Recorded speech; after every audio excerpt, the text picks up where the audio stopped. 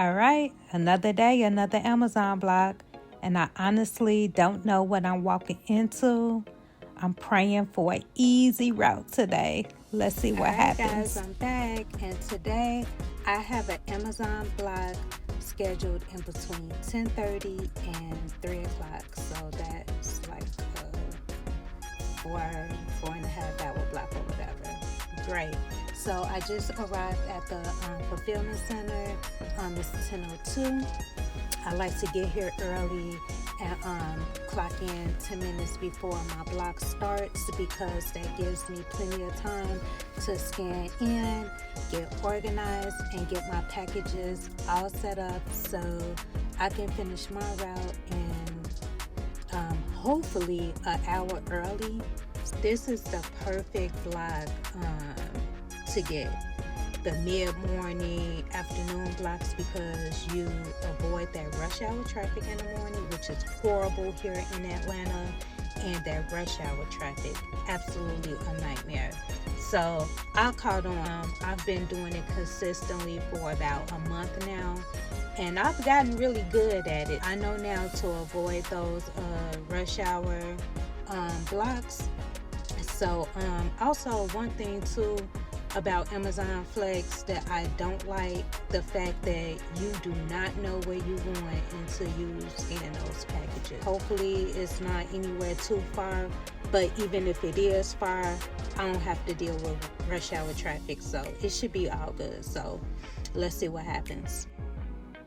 I'm about to go ahead and check in now.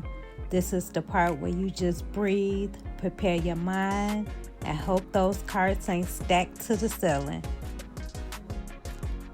All right, y'all, so first things first, let me show you how I set up my day. I always mark my packages by stop number, so when I get to the location, I'm not scrambling around looking for packages.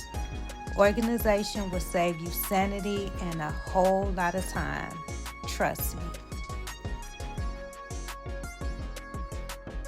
Alright guys, good news and bad news. Good news is only 22 stops, not bad. The bad news is I gotta go downtown. The biggest thing about working downtown Atlanta is finding somewhere to park and getting access into these buildings and locker codes and stuff like that. I gotta go down to Georgia Tech and all of that stuff on Centennial and stuff like that, but luckily I've done it before, and I think a few of these packages are going to the same stop, and I think we're gonna finish early. Let's get it. Okay, cool. So I-20 looking real smooth right now. No drama, no chaos, no accidents. I got my music on. I'm locked all the way in. So here we go. First stop of the day. Everything was cool until it wasn't.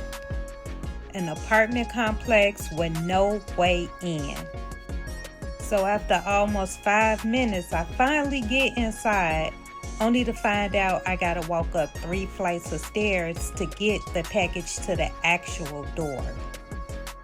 But it's cool. I'm determined to keep a positive mindset. All right, so the second stop was an apartment complex as well, but this one was fairly easy because the gate was actually open and I didn't have a problem getting inside. So let's head over to our fourth stop. All right, we're running into another problem. I'm trying to gain access into the Georgia World Congress Center, and the GPS is telling me to go in one entrance. They won't let me in. Now I'm trying to figure out how to get in here. I'm gonna make one more attempt to try to get in, and from looking at the box, it looked like other drivers have tried to gain access and couldn't. I had to go ahead and mark that as undelivered and keep it pushing. I don't have time for this. But listen, even with all that, I stayed focused. Alright, so I'm on package 17 of the 22, and it is 2:18, and my route ends at 3 o'clock. Let's see if I'm gonna make it. Some routes feel like they're just like testing your patience, but quitting isn't an option for me.